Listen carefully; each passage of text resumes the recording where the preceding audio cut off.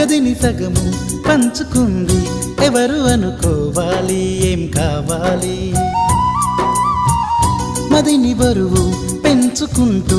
ఎవరికేం చెప్పాలి ఏం చేయాలి అసలు తను ఎలా ఉందో ఏం చేస్తుందో ఏమోలే స్పెషల్ మనిషైనా కూడా మనకేముంది మామూలే కళలు తెలుసా ఏమో బహుశా కవిత మనిషా కలల హంస